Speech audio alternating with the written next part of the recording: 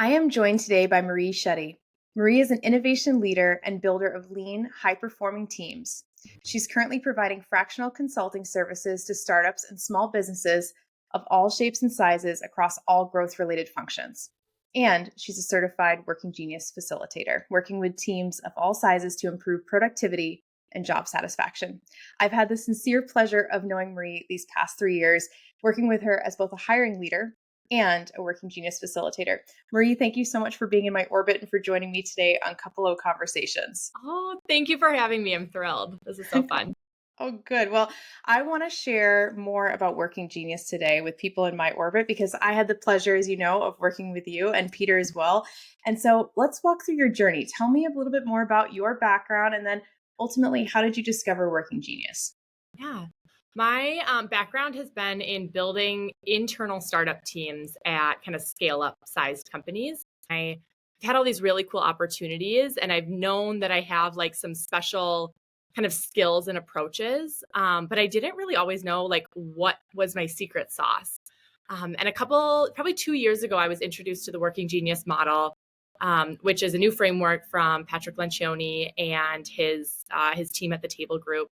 And when I took the assessment and I got my results, which I know we'll get more into, it was like this massive light bulb moment for me. It was so affirming. It didn't tell me anything that I didn't know, but what it gave me was language that helped me really understand why I had been good at the things that I was good at, kind of what my secret sauce was. It gave me really language to articulate some things that just felt really innate to me, like actually helped me understand that those are actual, like real stages and parts of work.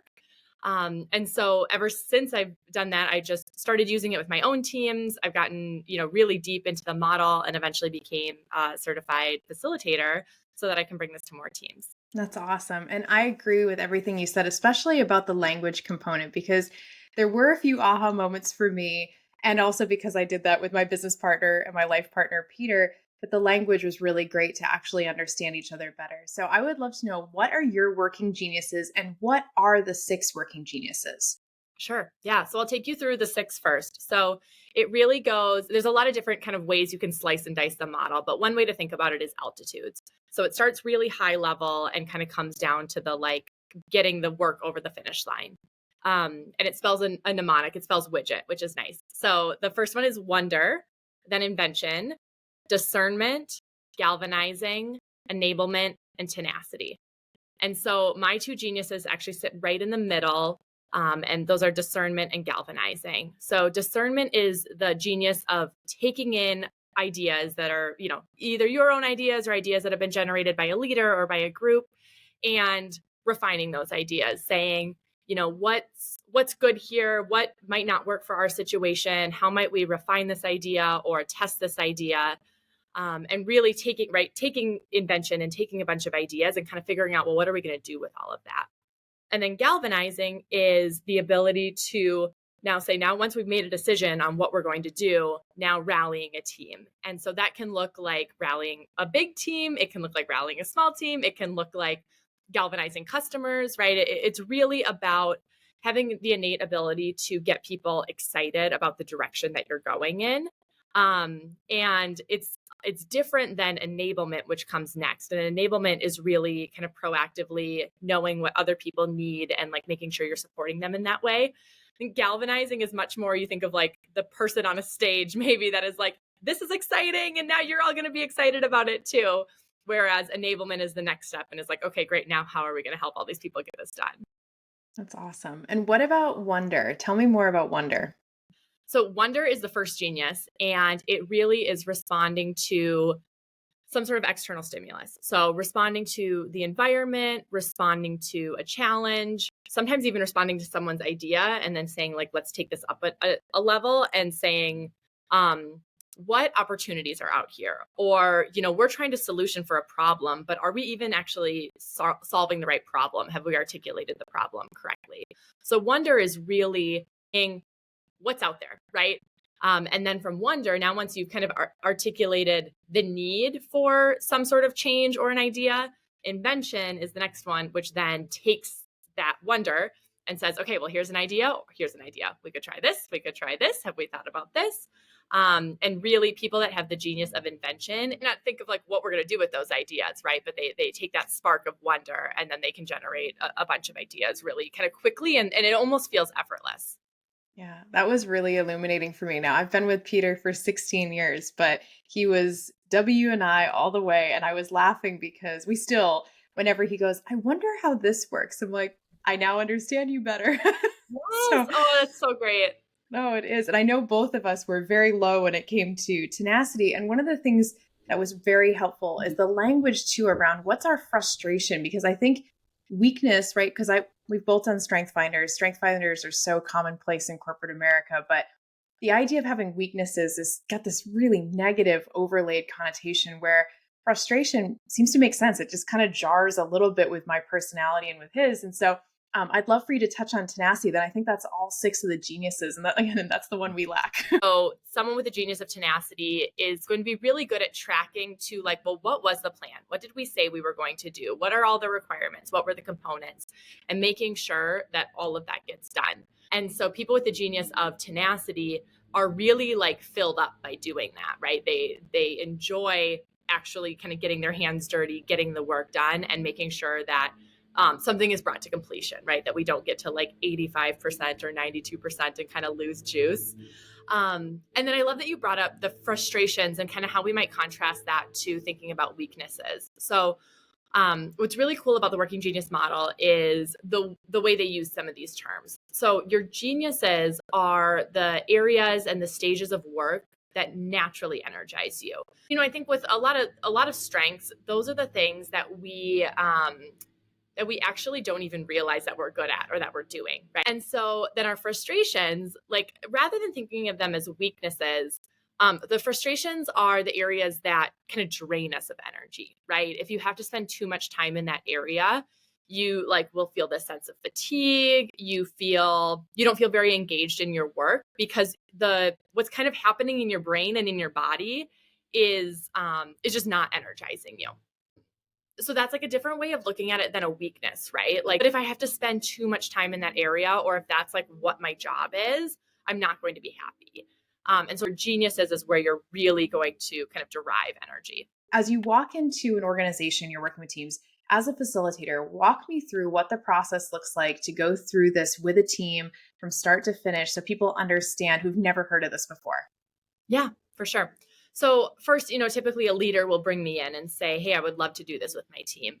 And sometimes we'll talk about kind of where are they in their work, what type of work are they doing, right? Is it innovative? Is it more kind of process and like maintenance oriented? So we'll talk about that pretty generally. But as soon as we're like, "Yep, we want to do this with the team," then I'll go ahead and I send out the assessments to everybody on the team. The assessment takes like 10 minutes. It's pretty quick. It's these types of questions that they'll ask you like, compared to most people, I am, more likely to do this. Or you get your results right away, which is great because then people can kind of sit with their results. They can internalize them. They can kind of think about how those apply to their work. And then what I'll do is I'll have another call with the leader and I'll say, like, typically I won't show them the results right away, but I know all the results. I've seen them. And I'll start asking them about some team dynamics. Like, just tell me about people on your team. This is often like so beautiful for me to experience because leaders will tell me like what's great about people on their team and they'll be able to articulate it in one way. And I'm like, oh my gosh, I 100% can see that because they have these geniuses. And now, like, let's make that really visible to everybody on the team. So I'll do that kind of pre-brief. And then I do a workshop. It's typically a 2-hour workshop with the team. So we start by just looking at the model. We talk about some of the things that you and I have talked about, but we'll go into it. Like I said, you can kind of slice and dice it in different ways. So we'll look at it in a little deeper way. And sometimes I'll have people read their own results. Sometimes I'll actually have someone read their we'll kind of popcorn it and like you'll read your colleagues' results. And it's that again is so affirming because you give the opportunity for each person to reflect on their own results, but then also for their colleagues to say, "Oh wow, I totally see that this is in your geniuses. You do this and that, like X does not come naturally to me, and I see you do it so beautifully." So we go through everyone's results, and then we go through a couple different exercises, a couple different like ways of viewing the results where we're kind of looking at the whole team.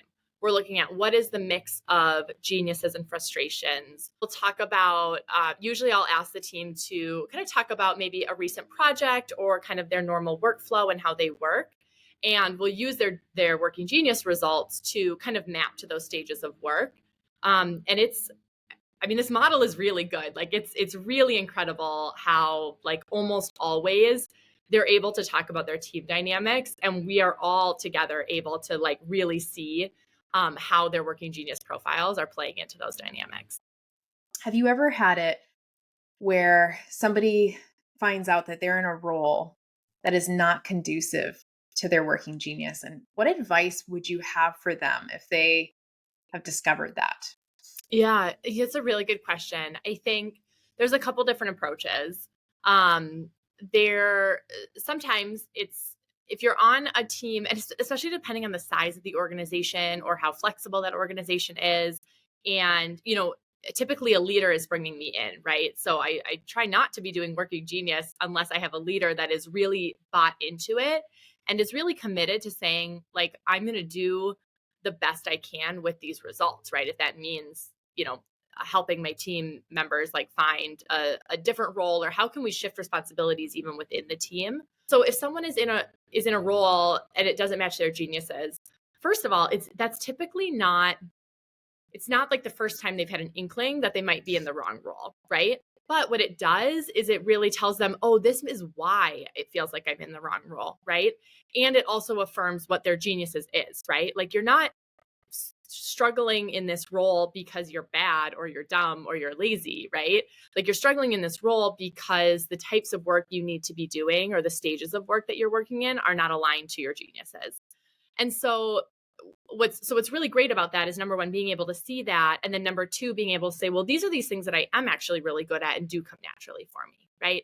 And so then from there, with a leader, we can say, gosh, are there even ways that we can keep this person in this role? But like, I can see where these things could actually come off this person's plate and go to this other person who has those in their geniuses. And then, we could swap, or we can be, kind of thinking about how we're moving some responsibilities around.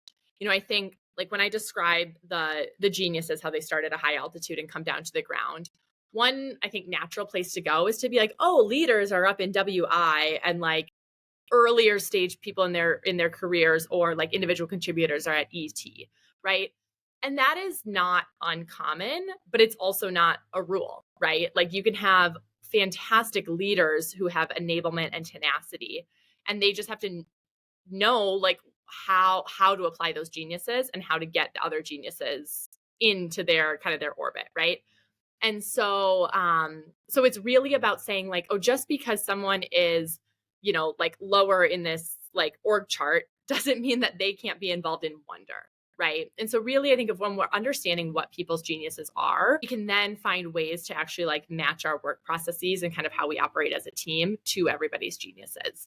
Thing that might happen when you get your results and you're like, oh, wow, now I see why I'm not well suited to this role, is that hopefully it can help you understand what you should be looking for in your next role, right? Like I do think, obviously job descriptions and jobs like need specific functional skills, right?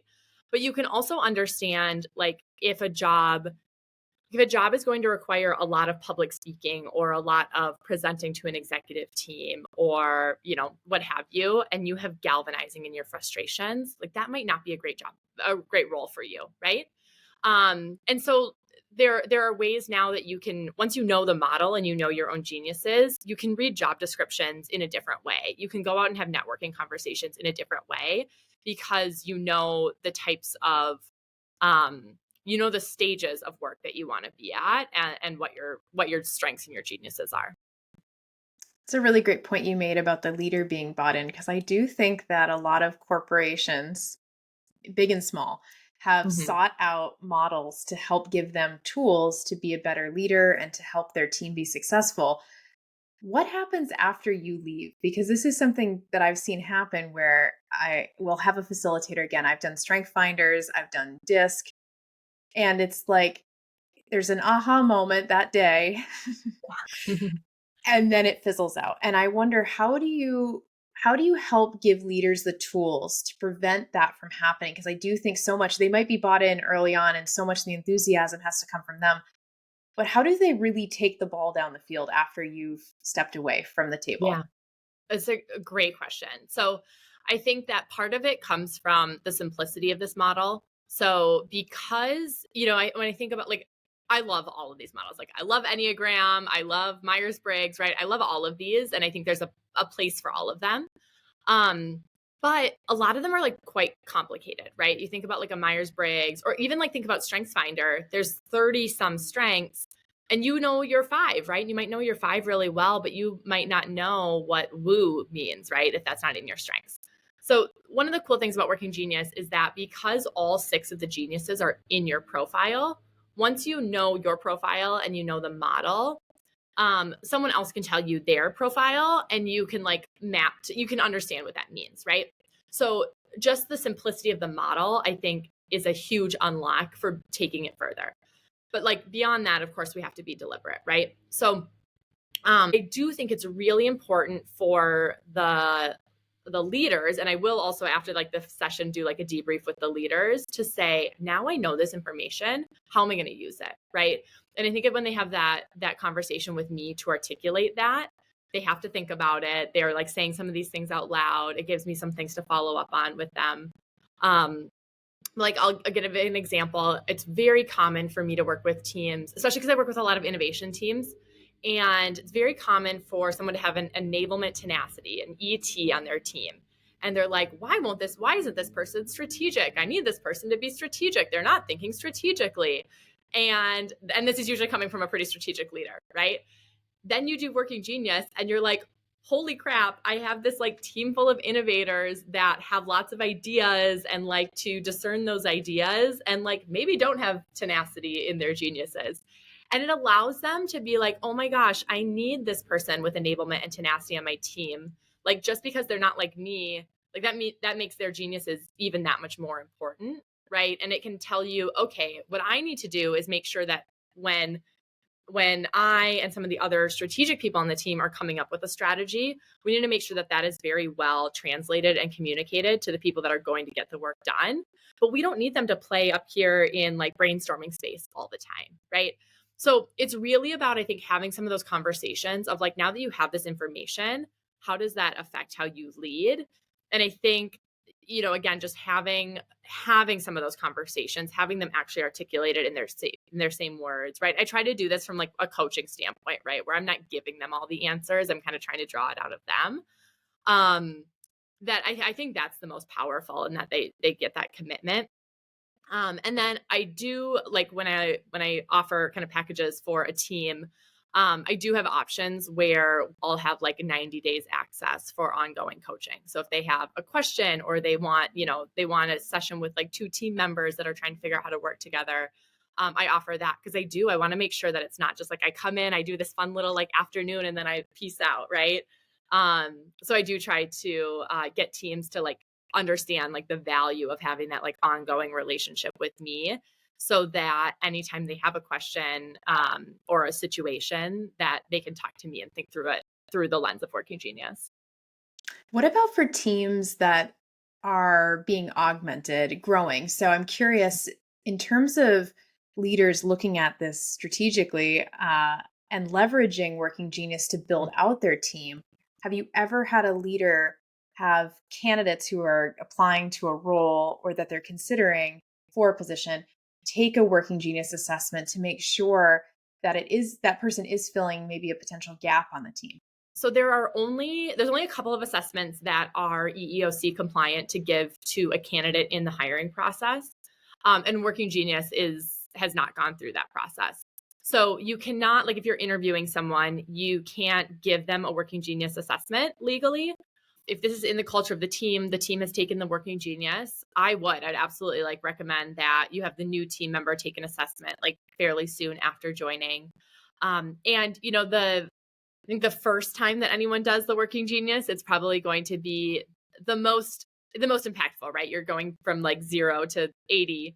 But then I love to take teams through it a second time, right? I think like every team should be doing this like at least once a year. because especially in the sizes of companies that I work with, the team is changing a lot, the environment is changing a lot, the projects that they're working on are changing. And so, when you have a new team member, I think at least once a year, but maybe even more than that, like get get me or get a facilitator back in to take the team through it again, because it's really helpful for that new team member to kind of get that same experience that everybody else has gotten. But it's also important to think about, well, like, how have we applied this since the last time we, went through a working genius session? How has our team changed, right? Like, what team members have we lost? Who have we gained? And what does the team makeup look like now? What are the projects that we're working on? How might we need to shift, right? Like, maybe we had to, for a certain project, we really had to lean on some competencies of some people, because we didn't have the geniuses. And now maybe we have that genius, or maybe our project needs have changed a little bit. We don't have to be leaning on those competencies. Let's check in honestly with the people that we've been leaning on their competencies, because that can actually be a recipe for burnout if you're spending too much time in your working competencies. So yeah, I love, it's really fun to like have a team that has done the working genius, and then to like come back, whether that's 3 months later or a year later, and meet with them again, because that is another way that you integrate this into the team's culture and the organization's culture. And it's not just like, oh, we're just going to have a facilitator come in to do this little thing at our offsite, right? Yeah. You mentioned teams change. Do people change?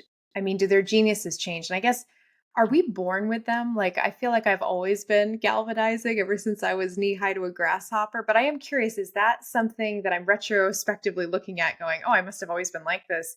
Are we born with it? And do we change? Yeah, that's a great question. I I'm trying to remember like the table group's like official stance on this. I think that it is that we don't. And like I think that's my opinion too. I think just like you said, like that you've been galvanizing since you were like a little kid. Me too. Like I as the kid, like organizing the cousins into like a Christmas pageant or something. Discernment is also funny. Like a thing. My mom is exactly like this too. Like if we get a new board game, we can't help but be like, oh, this is a great board game for like when you're in a loud environment, because there's not a lot of talking, or this is really great for these kinds of, like, we can't help ourselves. Like we are analyzing everything all the time. And that is like so discernment.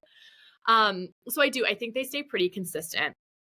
I will say, certainly there's some jobs that require us to play in one area or another. I also think that there's times when they're easier to access. So, like, I think about like a job I had where I like started a business line. I was like figuring out all the things all the time. This was when I got to lead Transcend at Evereve, and I really honestly was like firing on all cylinders. Like when I first took the Working Genius assessment, I remember being like, well, I was good at tenacity. I was good at wonder. Like I was good at all these things because that job was just so good for me, right? Like it just kind of filled me up on in all areas. However, if I do some reflection, I realize like, oh, enablement is clearly a frustration for me. Like the my like I will invent a process to figure out, like to do discernment, right? To figure out what is the best way to do this process. And then I will keep doing that process long after it makes sense for me to do it, because I like cannot bring myself to like make a training document and train someone else how to do it. And like that enablement is just not in me. I've learned that like that I need to apply my very limited enablement energy to things like that, right? That can actually get things off my plate that I shouldn't be doing. They can enable other people to actually enable me, right? By taking those off my plate. So yeah, I think like when I look back, I can definitely be like, yep, I've always been bad at enablement. But I can also see where like in a role that I just like really was thriving, like I actually felt like it would have been hard to say what was my geniuses and what were my frustrations, because I really was able to like access all of them. I think to your point, we have like seasons in life, right? Where we Mm, have areas where we step into and we can kind of shock the heck out of ourselves with what we're capable of. And so I think totally. we do tap into that well. How has working genius, so you talked about it in the framework of work, and that makes a lot of sense. But how have you noticed it in your personal life, your personal journey? How has it influenced you in that way?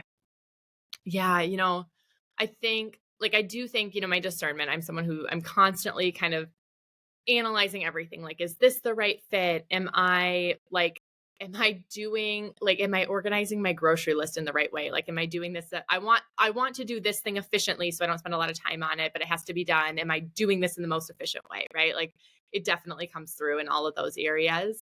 I will say it also comes through in my relationship with my husband and in our parenting.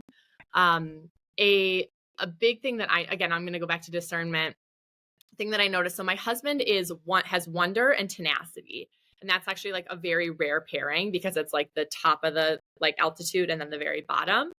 But he will wonder something, but then he doesn't really go into invention or discernment. And I jump straight into discernment. I'm like, well, have you thought about it this way? Or have you tried this? Or like, has anyone else done this before? Have you researched this?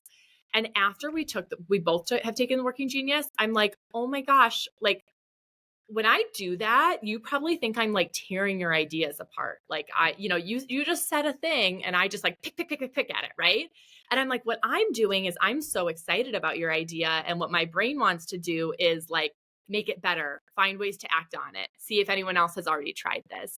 And like, right, like those types of things are really healthy for your relationship because we all approach things differently and we also live in our own heads, right? And so it's like um really helpful to understand like when I do this, it's because I'm going to this place of discernment that is really easy for me to access.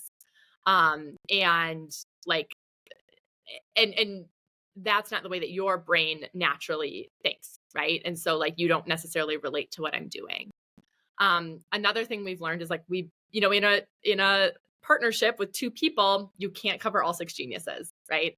And my husband and I, we cover four, which is pretty good. But we both have enablement in our frustrations. And I'm like, I totally see this show up in our parenting. Like we both really struggle with we want to tell our kids what to do and like have expectations, and we really struggle with like teaching them the steps to do that, or like remembering like when you're trying to teach your kids how to load the dishwasher that like they need to be coached on that many times of how to do it before they're going to be able to just do it by themselves, right? And we both really struggle with that. And so I won't say that we have figured out a solution for that, but at least we're aware of it, and like that's the first step, and we'll get there on the rest of it. Yeah, no, I think that is beautiful. And I also feel like it takes away the blame game that can happen around why don't you do this or why didn't you think of that? And now you have a safe and very constructive, like you said, framework and also language in which to operate. My last question for you, because this is probably new for a lot of people. I think Strength Finders is probably, and Myers Briggs are probably the ones that are most commonly known and Mhm. also ones that are kind of baked into corporate America. What do you want people to take away from today who've never heard about it so that they really feel like they've got their kind of arms around it? Yeah. I think the thing we touched on this a little bit, but the thing to me that is so beautiful about it is it's really affirming. I think something like 93% of people that take it are like, yep, yes, I totally agree with these results, right? But that these aren't necessarily things that you could have articulated before you take it, right? Like I think that's actually the mark of a good of a good assessment, right? Is that when you read the results, you really resonate with it, and also you feel like you gained new insight or you gained new language. So like what I want people to take away from like when they take the Working Genius assessment or if they work with me to do individual coaching or to bring it to their team, that like you're going to have these aha moments that are not out of left field, right? They're very much related to they are related to things that you already know about yourself, but that it's going to give you new insight and new language to help you like really build that career that you love, that is fulfilling, that provides value to the companies you're working with, and is also like really really fulfilling to you. I agree. I think what you said about affirmations, I mean, it's extremely affirming. And you said something really beautiful about value. I think we've gotten so used to tethering our value to what my job title is, what my function is, and what I make. And I think what's so beautiful about this is that you can learn to have a sense of appreciation for your value outside of your designated job title or how much you're bringing in as a paycheck.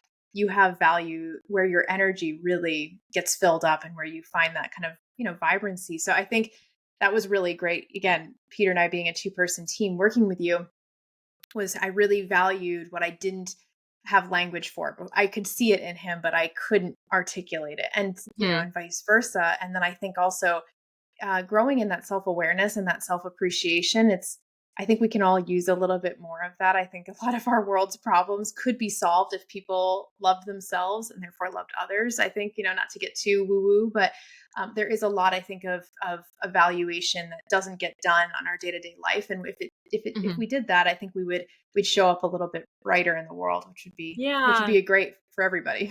absolutely. Can I turn a question back on you? Of course, I would love that. Yes. So when I took you and Peter through your Working Genius results, like I think in that session and in like the day, even the day after, you were like, "Oh my gosh, we had so many ahas," and that it was again really affirming both like for yourself and also really illuminating to see how you operate and how you operate together.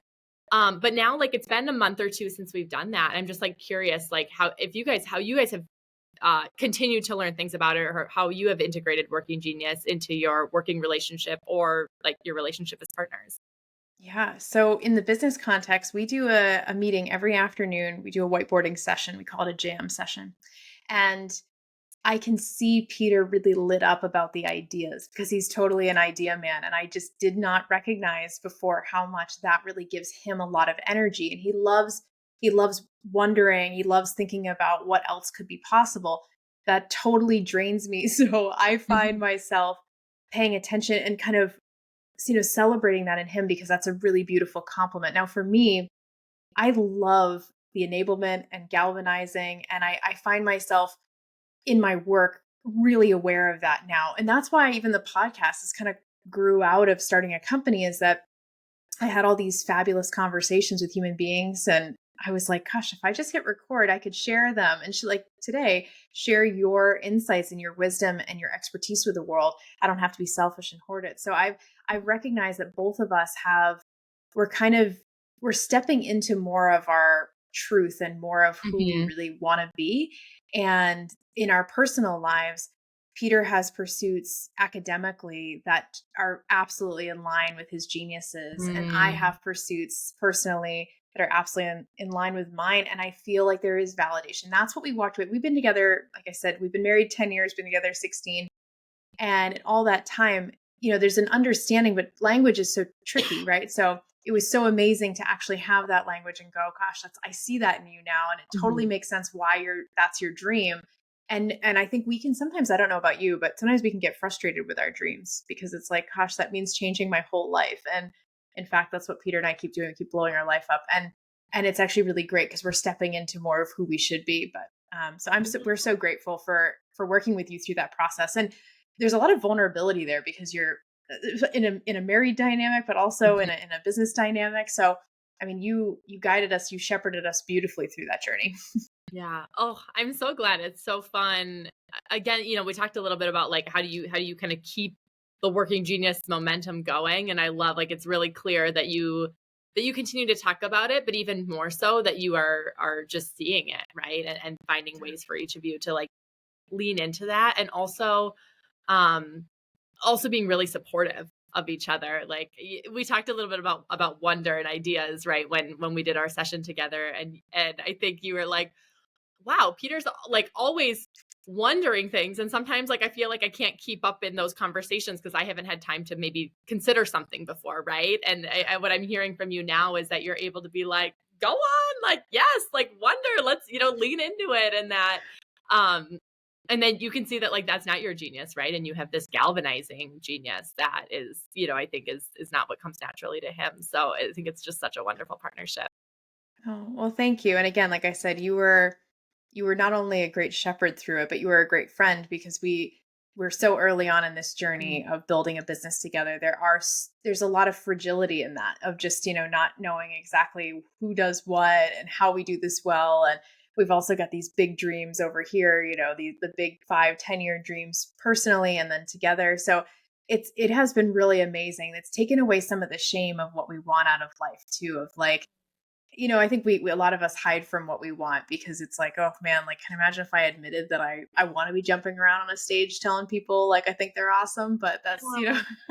so so thank you. And thank you so much, Marie, for your, like I said, your friendship. You've been a huge support ever since I started Cupalo, especially since I started Cupalo when I needed it the most. And joining me today and sharing all of these insights. I hope people take seriously what Working Genius could do for their teams and for themselves personally. So thank you again for joining me on Cupalo Conversations and for being in my life. Thank you. Likewise, you are organizing enablement is like the cheerleader. And I think anyone who knows you, who listens to your podcast, who has worked with you professionally or is your friend will hear that and be like, 1,000% Lauren is the cheerleader. And so thank you for being that for me and for just everyone in your orbit.